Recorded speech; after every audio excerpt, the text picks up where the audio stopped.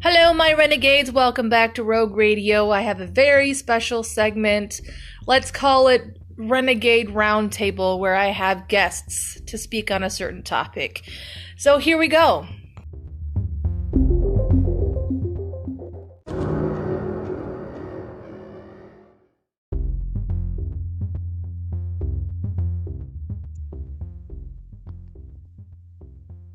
Hello? I'm here.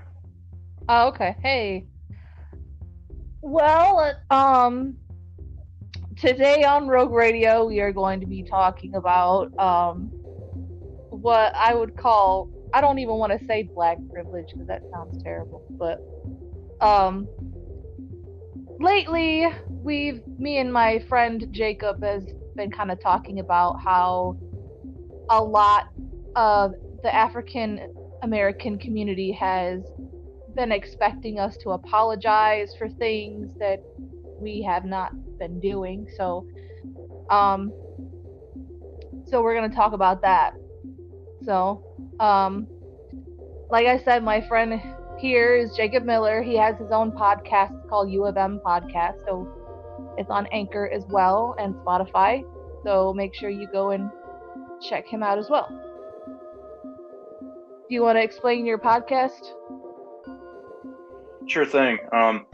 My podcast is basically for any Michigan football enthusiast, even though we're kind of a dying breed because our team sucks right now. But basically what it is you listen to all these other talk show people like Colin Cowherd and Shannon and Skip and, other guys like Booger McFarland and all these other people. They give their opinions. Well, this is just coming from a perspective of a diehard fan who's been rooting for this team since he was probably a kid. And on top of that, we just go through in-depth analysis of each game that's going on. Obviously, right now, it's kind of low right now because we're not in the season and we're kind of just getting ready for the draft and all that other stuff. But once the season heats up, it's going to be about pregame analysis as to what team we're going to be playing that week.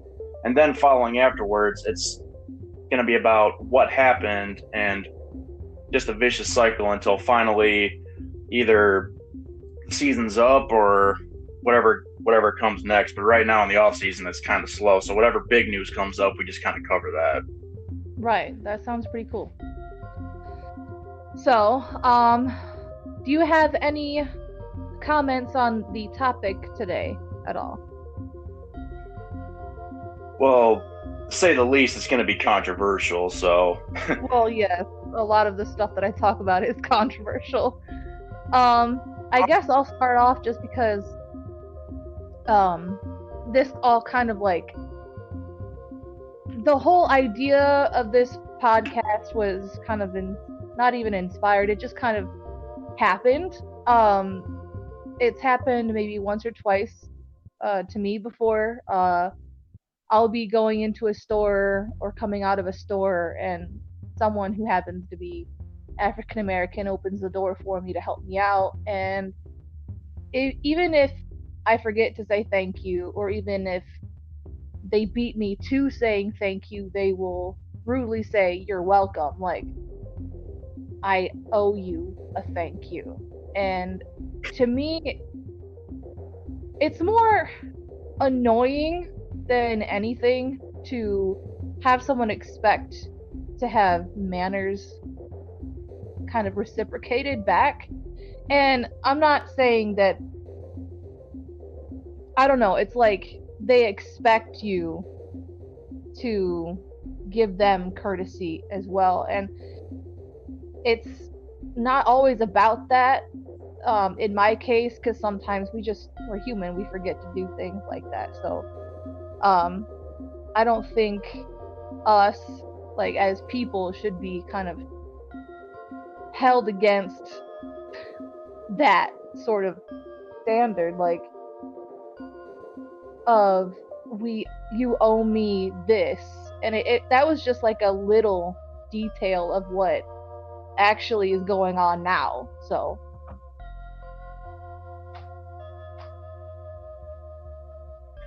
Yeah, I can kind of see where you're coming from. I mean, courtesy can sometimes be expected, but then again, we're humans, and you don't just deal with this at the grocery store. You also deal with this maybe at maybe a lunch line, a movie theater line, or even in traffic. Somebody will cut you off, but you're not gonna like tailgate them the whole entire way. I mean, some people might, but to the extent of like giving attitude to like just because somebody didn't say thank you to you and then popping attitude back at you, that's taking a little too far because like I said, we're all humans and not everyone's going to respond or say please, thank you, and you're welcome. So if they if they get bent out of shape about it, that's their problem. Exactly. And it doesn't mean that we're not grateful either. It just sometimes actions of gratitude are just like smiling at somebody, letting them know that you're thankful can even be, noticeable as well. But I am going to kind of turn the topic over to you. I heard that you got some interesting arguments with that as well, or is there anything else would you like to add? Not so much on the topic as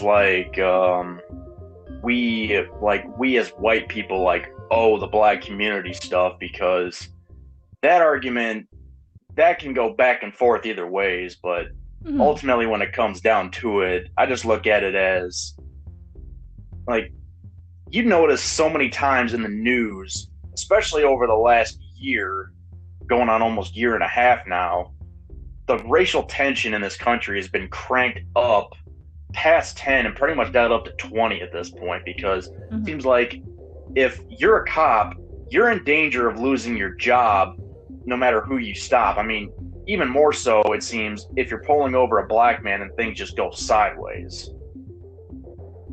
Yeah.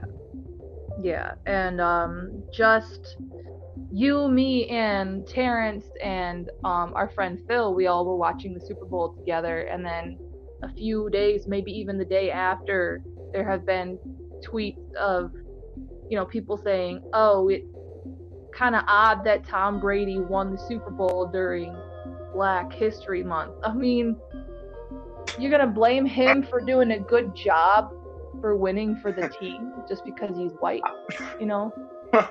Well, to be fair to Tom Brady gets a lot of crap because, one, this is his 7th Super Bowl victory, so people have the right to hate on him for just being good because they're jealous. I mean, I'm a Steelers fan and a Lions fan, so if Tom Brady was playing for either the Steelers or the Lions, if he won the Super Bowl, I'd say you're all just hating because he's just that good. But because he's on an opposite team and he's won this many Super Bowls and that was his 10th that he was appearing in, then people are most likely hating on him because he's just that good. But I didn't hear about the controversy or the whole episode of going on where people were saying it's just so happened that he won the Super Bowl in February, just so happened to be Black History Month. But I did hear about stuff like, you remember when we were watching the game and there was that safety that was jaw-jacking with Tom Brady, right?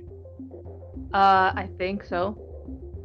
Well, there was one safety, I can't remember what his name was, but he was jawing with Tom Brady, and they showed the clip multiple times. And then a couple days afterwards, I saw on Facebook that supposedly the guy was saying that Tom Brady called him a racial slur, and that drew me up a freaking wall because a year before, when the Steelers and the Browns were playing against each other, there was a huge controversy that was coming up between Myles Garrett, one of the defensive linemen on the Cleveland Browns, and Mason Rudolph, the backup quarterback for the Steelers. Supposedly, Mason Rudolph called Myles Garrett a racial slur, air quote, and then that made Myles Garrett flip out, rip off Rudolph's helmet, and then hit him in the head with it. Yeah, no, I remember that. I remember seeing that on the news too. Yeah, that was ridiculous. And immediately when I saw that, I'm like, if you ever said something like that, I mean, I get that the Steelers were losing that game, and they don't lose to the Browns very often. I mean, they might be losing to the Browns more often now because their team's going downhill, but still, to do that just doesn't make sense to me. And no one else backed up that claim. I mean, all of his guys were there, all the other guys that were on the line were there, and nobody else said that he said a racial slur, like called him the N-word or whatever other derogatory name you can call a black person. Right.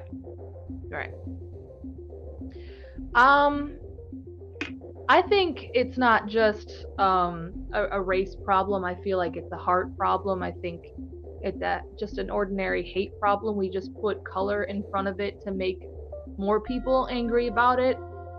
I mean, in general, racism has been going on for years, and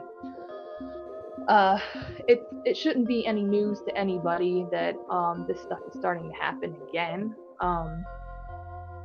But it's starting to become almost like we're being accused for microaggressions, like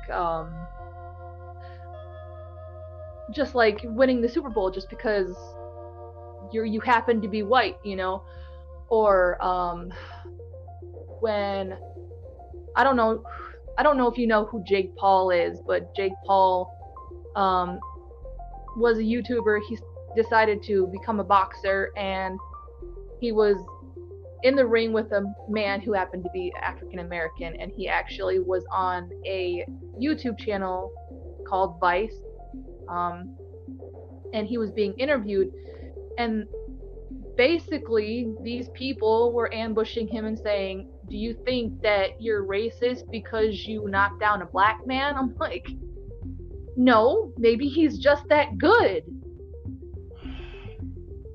You know, I mean, I don't necessarily like Jake Paul, but for the fact of him, you know, being accused of that, I don't even, that's just grabbing at straws at the moment. But well, anybody who makes that argument needs to understand how sports work, because it doesn't matter. I mean, seriously, it does not matter what color your skin is.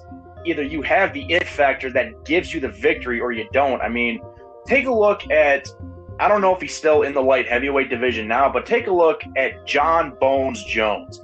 This guy is a mammoth of a man for a guy who only weighs 205 pounds. Mm-hmm. This guy's like 6'4", I believe, but only weighs 205 pounds. But he dominated the light heavyweight division for years, pretty much obliterating everybody he came across.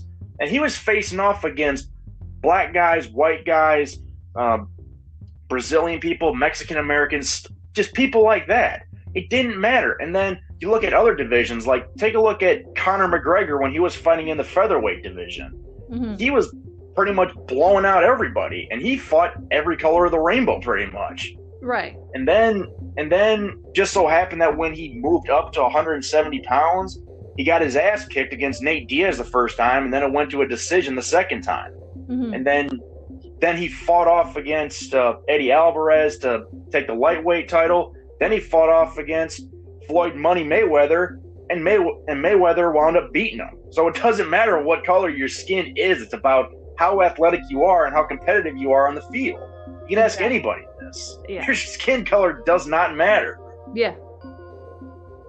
And even that statement now could be labeled as racism because, oh, you don't see my color, then I must not be important or something like that. Like, I don't even care anymore what color people are. It's like to me it's the condition of your heart. If you have a good heart, then you're awesome, you know.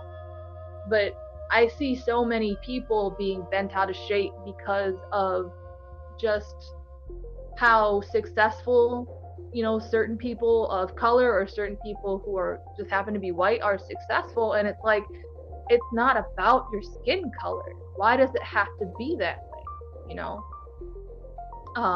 It's all because of this narrative where, like, there was a study that was done not too long ago that asked people from different ethnicities to describe themselves, how you would want people to describe you. Mm-hmm. And for white people, describing them as just white people was like way down on the list. I mean, if I asked you to describe yourself, how would you describe yourself with just 10 words? Would white be on that list at all? Not really, no.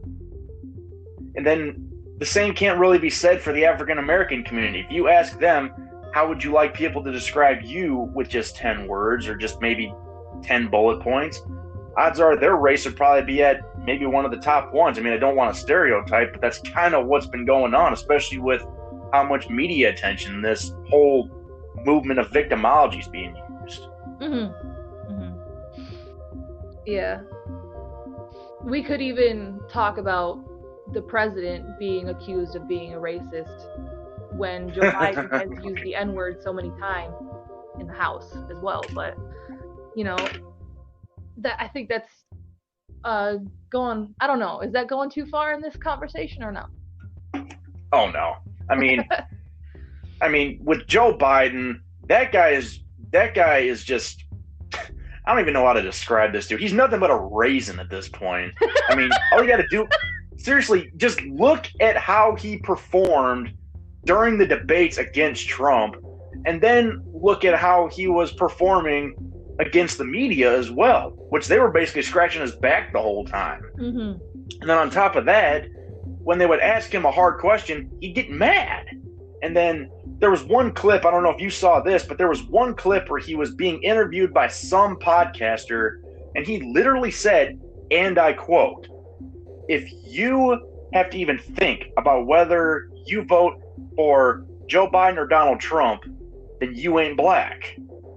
I don't know about you, but that is insanely racist, because literally this old-ass white dude is basically determining who a black person has to vote for. Like, black people don't get any say at all in who they vote for. Exactly. Because these rich white Democrats are already saying you have to vote for this person because you're black.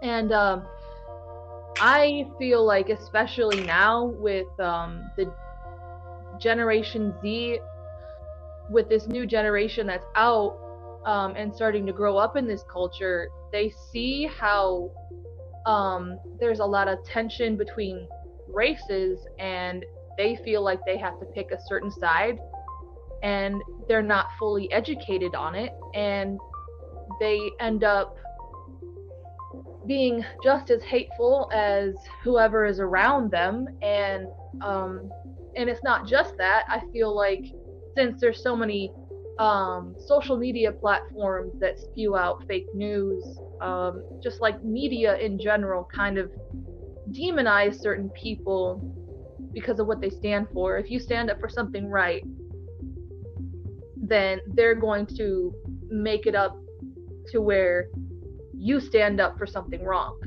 And that's all because that's just press, that's media. They want to be able to manipulate the opinions of people, especially the younger generation. And that comes with a lot of different media platforms such as YouTube, Facebook, Twitter, TikTok, especially TikTok. I've seen so much hatred. There's one woman that actually has done a white face instead of black face, because back in the day, I want to say in the 1920s, they didn't let African American people perform in theater. So when they wanted to portray someone who was black, it would always be a white person painting their face brown, and yeah, that's typical. Yeah, it's terrible. It's very terrible to even say that happened back in the day. It's an actual fact. But then, how does it make it right for a black woman or an African American woman to be on TikTok and have white face and not be called a racist? That's the beauty of double standards in the media. I mean, back to the point that you were making about our kids in Generation Z and even the future generations, when you and I start having kids later on in life, they're going to have to deal with this whole initiative. I mean, have you heard of the 1619 Project? No. Enlighten me. Well, 1619 was when it was basically recorded that the first slave was brought from Europe to the Americas. And the organization was founded by a woman named Nicole Hannah Jones, and by some ungodly reason, she won the Pulitzer Prize for this air quote study, if you want to call that. Mm-hmm. And the Pulitzer apparently doesn't mean anything anymore because literally after she posted this, because all it is just BLM propaganda at this point. I mean, if you read this, I've read a couple pages of it, but it is just garbage.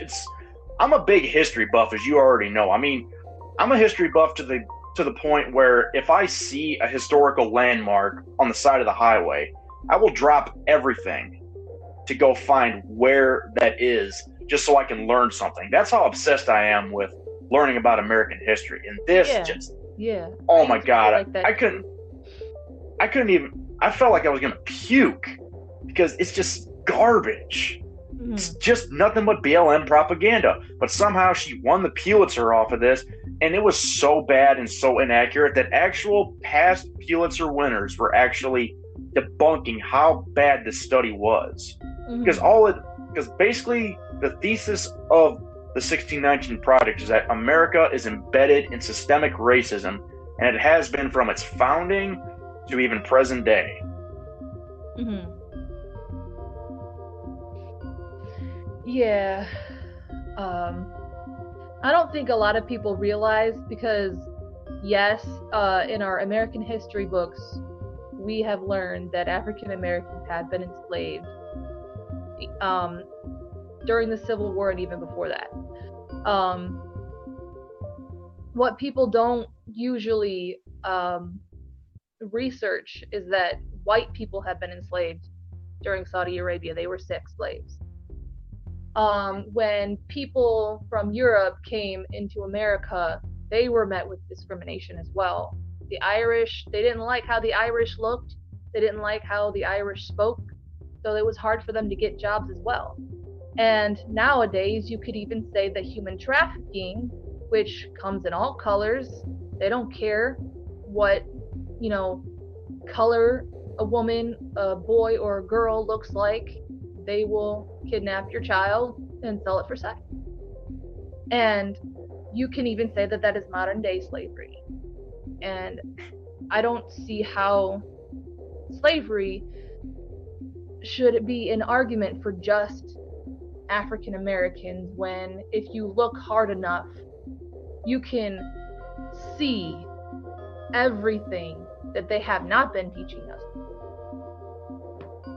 Well, here's something that kind of bugs me about the history books, because a good chunk of history that I've learned has been from about the founding of when, and I learned a lot of this when I was in 8th grade, and this really kind of cemented my obsession with American history. It goes all the way back to when the first, and I mean the earliest English settlers started off the Roanoke colony in North Carolina, and then that just magically disappeared somehow, all the way up to about maybe just before the Reconstruction period, like right after Lincoln got shot, because there was only so many days in the year to cover all this stuff. Mm-hmm. But you look, even expand on what America has done. I mean, yeah, there's a lot of great things, but there's also a lot of bad things that America has done as well. I mean, it's not just black people that were discriminated against, but Asian Americans were discriminated against pretty badly too. I mean, mm-hmm. World War II is a pretty good one on the West Coast, because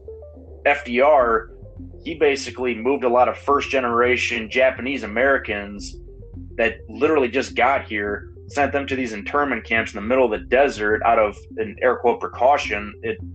I can understand the argument as to why he did that, but it's still an evil. And then on top of that, even beforehand, back in the 1800s, when they were trying to make that transcontinental railway, they used Asian Americans, basically worked them to death for low, and I mean the lowest of wages. I mean, wages were pretty low before the square deal started coming in and actually like changing everything when Teddy was president. But like for that, workers were treated like garbage, but Asians were treated even worse, especially on the railway. Mm-hmm. There's even some reports where they would, if they needed filling, if somebody died, they just add their body to the fill, and it's just horrible. Mm-hmm. So it's not just African Americans that have been discriminated against, it's Asians that have done this too. And just like you said, when the Irish were coming over, they were looked at as like almost like the rats of society, because they were known as drunks, they were known as man whores, pretty much. They like they just reproduce out of abundance. Mm-hmm. So, I mean, I see the argument both ways, but I just look at slavery as an ultimate evil anyway, because humans have never done slavery right. I mean, you and I have read the Bible before, Mm-hmm. and the Bible says that slavery is supposed to be like if a slave is owned by somebody, and the master has to treat them with the utmost respect as well. Like, But he just he can't. Go ahead. okay, to people who don't, I know what you're talking about. I think that's in Ephesians where it says it should be sort of like, I call it like a circle, to where there's respect for the master and then there's respect for the slave, and it keeps going around. But nowadays that would just be like, to us it would be employee and boss. But that's something that I want to clarify for the listeners. Go ahead. Yeah, to an extent, slavery does still kind of exist, but it's literally stated in, what is it? I think it's the 13th Amendment, where it states that slavery, except for an offense that's punishable for crime, shall not exist within any domain of the state of the U.S. Basically meaning that if you commit a crime, you're basically a slave to the state. But otherwise, if you're an actual citizen here, you have the same rights that anybody else does that's a citizen here. Right. Yeah. Yeah, I agree with that. I remember when I think I just graduated high school, and I was really into this. He was a modern day slavery abolitionist, and he was about maybe 14 at the time. He wrote his own book. His name was Zach Hunter. I think that's what his name was. And what he found out, because I'm gonna have a point here, but it's called the cocoa bean crisis, and I don't know if it's still going on today. It possibly still is, but the demand on chocolate from all over the world, cocoa beans mostly come from South America, Africa, in hotter climates, below the equator. And some African Americans in Africa have actually owned slaves in order to meet the demand of the cocoa beans that actually make the chocolate that we eat. And it kind of surprised me. I was like, why would one person, it just kind of struck me as odd, because I always thought that, slavery meant, oh, you're owning somebody from a different color and all of this stuff. But it enlightened me, and I was like, okay, so anybody can basically have a slave, whether it's against the law or not, and hurt them and abuse them. And it was terrible. What I found out, they would just whip them relentlessly if they didn't make enough demand on cocoa beans and all of that stuff. And I was just like, bro, why? This is your blood. This is the same color as you, and it doesn't matter to you. So even African Americans, or even just Africans, have owned African slaves as well. So like you even said, it's just a slavery, or even hatred or racism comes from everywhere. Yeah, humans are capable of some ultimate evil. I mean, you don't have to look any further than you already know what the Holocaust is. Oh yeah. How white people can be bad to white people, but there's some other stuff that go on the other side of the world that was going on at the exact same time. Have you ever heard of something called like the rape of Nanking? It sounds familiar, but It's disgustingly brutal. I mean, look it up, but basically a brief summary of this is basically Japan and China were kind of at each other's throats. mhm. And this doesn't get talked about enough. And I think either Japan or China does not teach this in their schools, either because they're so ashamed of it or they just, I don't know what their reasoning is. But basically what it is Japan came in and took a lot of territory from China and basically just tried to cleanse them all the way out, whether it was killing, raping other women so that their children will be born on that soil. There's just a lot of nasty things. It was just about as brutal as what the Holocaust was, and that's not even the whole entire issue there either, because you got Europe's own thing, then you got Asia's own thing, but then you also got what happened in the Soviet Union as well when Stalin was in power, because he basically, humans are capable of ultimate evil. I mean, Stalin did his nasty thing. I mean, if you look, there's a video that's out on YouTube that basically discusses how many casualties were suffered in just in World War II in general. And if you look at the charts, because basically what it does is it goes through the entire timeline, and then it shows how many countries were lost, or how many countries lost, like, men in the thousands. I mean, one person represents 1,000, and then I think it showed, like, what was it? Russia had, like, well over a couple million. And that was just in soldiers as well. I think civilians tied into that wound up getting up to, like, 5 million or something like that. Mm-hmm. And again, this is in World War II as well. You can go back to 16th century England when King Henry VIII was king. When he started getting to the end of his life, he started chopping off heads as well. And then you got the French Revolution when Maximilien Robespierre got into power and his radical Jacobin faction came in and started chopping off heads out of an abundance of fear so that he could keep his power. Mm-hmm.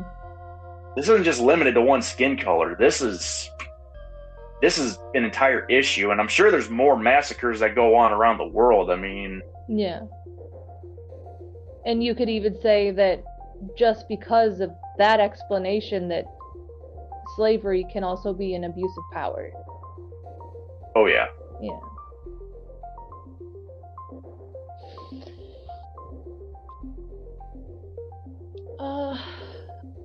We have 32 minutes on us right now. I think it is about to end, but any ending statements for the podcast today? I guess if I have to leave one thing, it's basically people if you watch the news, especially local news that you see on TV, just stop. Seriously, if you see anything on Facebook, news, anything, don't trust it. If you watch CNN, Fox News, right-wing broadcast, or MSNBC, whatever you hear, fact check it yourself. Right. And then when somebody tries to explain history, especially American history, and there's a twist on it that has something to do with BLM propaganda or something, research it. Mm-hmm. Because, to be honest, I never liked talking about politics. I never ever did.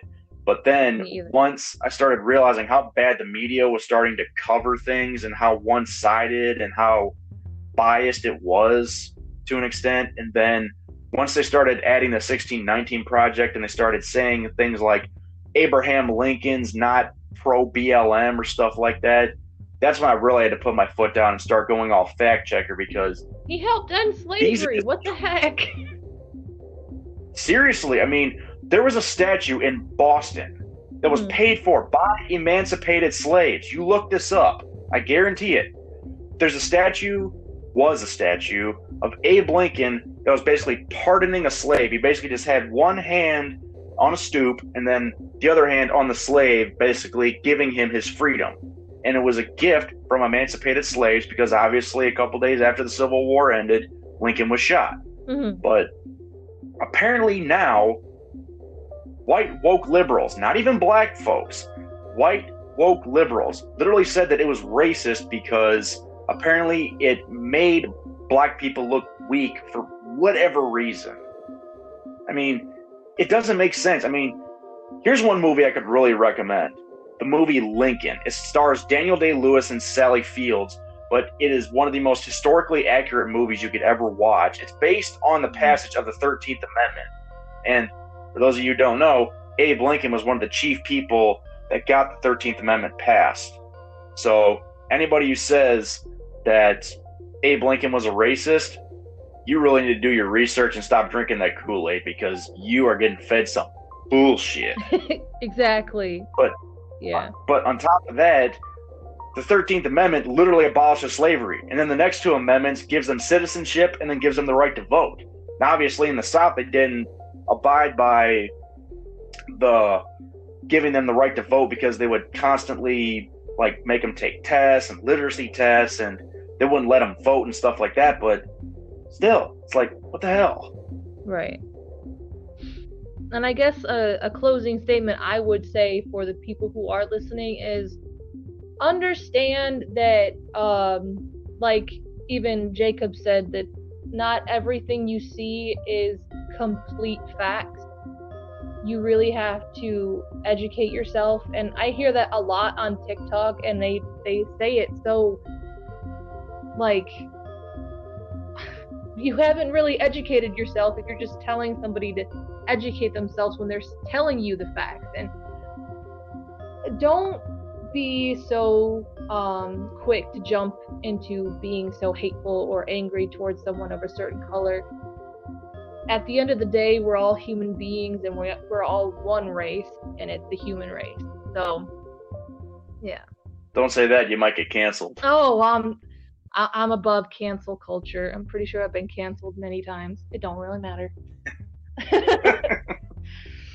Okay, well, thank you everyone for listening, and thank you, Jacob, for coming on tonight. Thanks for having me. Mm-hmm. And what is your podcast for those who are into Michigan sports? It is called U of M Podcast. Right now we're just on Spotify and Anchor, but eventually I am going to be expanding to other platforms like Google Play and even YouTube as well, so be on the lookout for that. But if you do like Michigan sports, I would definitely recommend that you check out my channel, but if not, I would at least appreciate a thumbs up or some kind of rate. Mm-hmm. All right, we will see you all next time. I don't know what I'm going to call this segment. Usually when it comes to segments that are different, I usually like to make another new name for it. So, yeah. But yeah, I don't know what else to say. All right, I will see you later, Jacob. Thank you so much for having me. God. Okay, I'm a blonde. Thank you for coming on. So, all right, see ya. Again.